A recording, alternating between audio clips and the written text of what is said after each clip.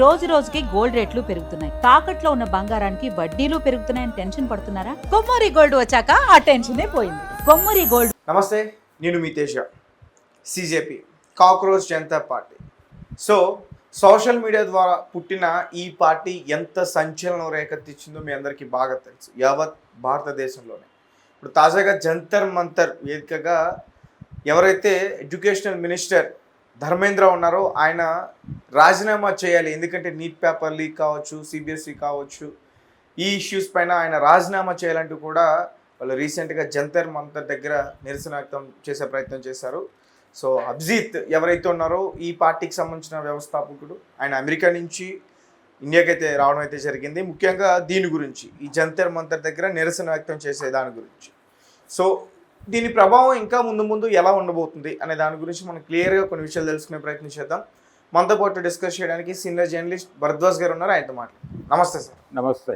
So సిజేపీ ఒక్కసారిగా భారతదేశాన్ని అంతా కూడా ఉలిక్కిపడేలా చేసిందనే చెప్పాలి. ఎందుకంటే చాలామంది యూత్ అలాగే జెన్జీ జనరేషన్స్ కూడా రోడ్లపైకి వచ్చారు, కొన్ని ఇష్యూస్ మీద గట్టిగానే మాట్లాడుతున్నారు, డిమాండ్ చేస్తున్నారు.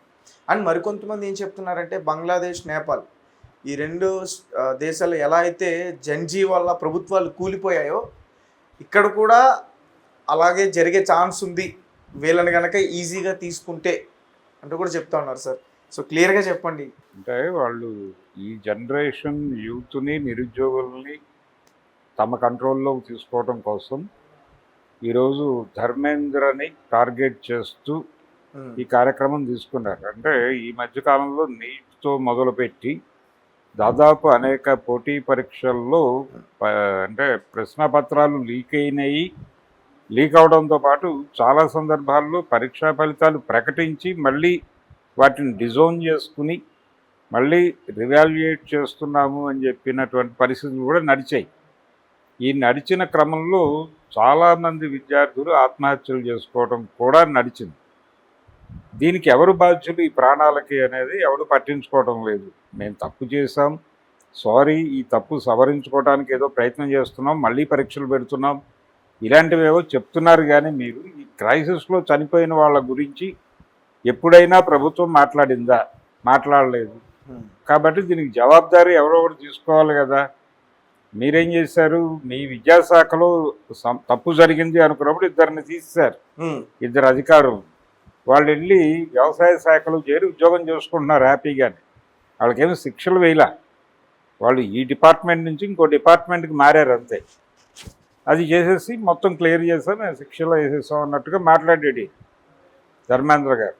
కాబట్టి ఈయన టార్గెట్ అయ్యాడు. కానీ ఒరిజినల్గా వాళ్ళ ఆలోచన ప్రకారం ఢిల్లీలో ఎవరైతే గద్దె మీద ఉన్నారో వారు జవాబుదారీగా వ్యవహరించాలి అని, అంటే నరేంద్ర మోడీ దీనికి జవాబుదారీ తీసుకోవాలి అనేది వాళ్ళ ఒరిజినల్ డిమాండ్.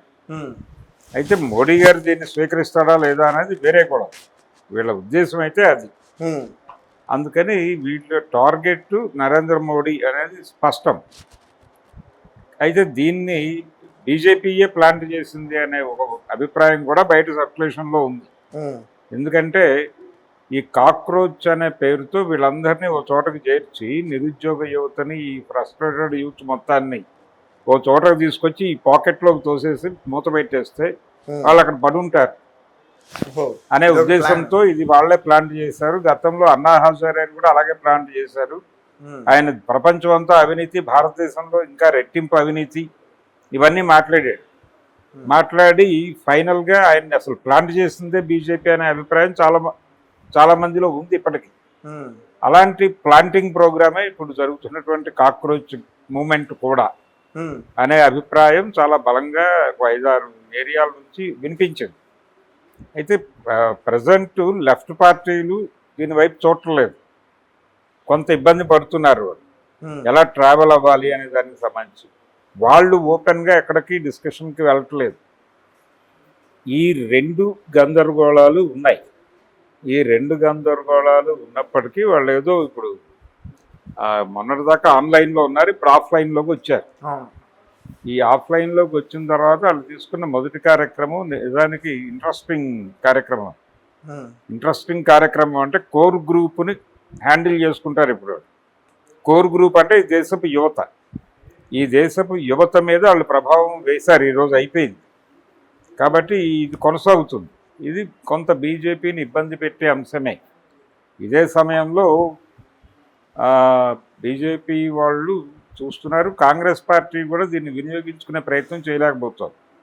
వాళ్ళు కూడా కాన్షియస్గా ఇటువైపు చూడలేదు. ఆవిడ ఏదో ప్రియాంక గారు అన్నారు, వాళ్ళతో కలిసి ఆ 2 రోజులు తిరిగితే వాళ్ళకి అదేంటో అర్థమైపోతుంది. కనీసం ఆ ప్రయత్నం కూడా కాంగ్రెస్ పార్టీ నుంచి జరిగినట్టు అక్కడ లేదు. సో వాళ్ళు కూడా అబ్జర్వర్స్గానే ఉన్నారు, ఏం జరుగుతుందో చూద్దాం అనే మూడ్లో ఉన్నారు. ఇప్పుడు ఎక్కడ వేళ్ళు పెట్టే పరిస్థితుల్లో లేరు.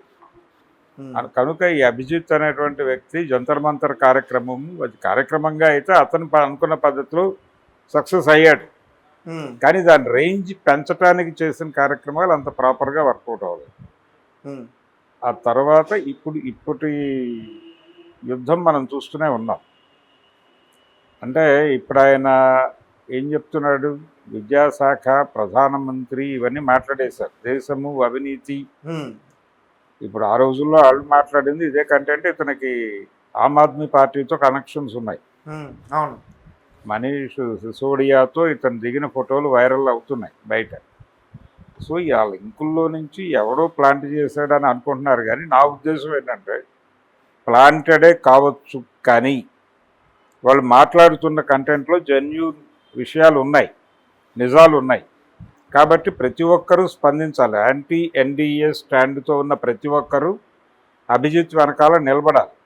ఒకవేళ రేపు ఎప్పుడైనా అతను డైల్యూట్ చేస్తే అప్పుడు మీరు టేక్ ఓవర్ చేయండి వీళ్ళందరూ. అది కమ్యూనిస్ట్ పార్టీలైనా, కాంగ్రెస్ పార్టీ అయినా, నక్సలైట్ పార్టీలైనా. ఇప్పుడు లీగల్ ఫ్రేమ్వర్క్లో పనిచేస్తాం మేమని చెప్పి దేవ్జీ గారు చెప్పాడు. ఆయన వెళ్ళాలి కదా అక్కడికి, జంతర్ మంతర్కి వెళ్ళి వాళ్ళ దీనికి మద్దతు ప్రకటించి మాజీ మావోయిస్ట్గా అలా చేసుకోవచ్చు కదా. ఎందుకు చేయలేదు ఆయన?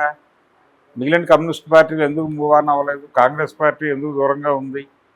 ఏమిటి వీళ్ళ డౌట్? అది అయితే బీజేపీదే అయ్యి ఉండొచ్చు కాక, వాళ్ళే ప్లాంట్ చేస్తే చేసుండొచ్చు. కానీ మీరు వెళ్ళాలి కదా, మీరు వెళ్ళి వాళ్ళతో మాట్లాడి, వాళ్ళతో ట్రావెల్ అయ్యి, వాళ్ళతోనే ఒక వారం రోజులు తిని అక్కడే పడుకుంటే అర్థమైపోతుంది సినిమా ఏమిటి, ఇన్న డౌట్ ఏంటి అనేది.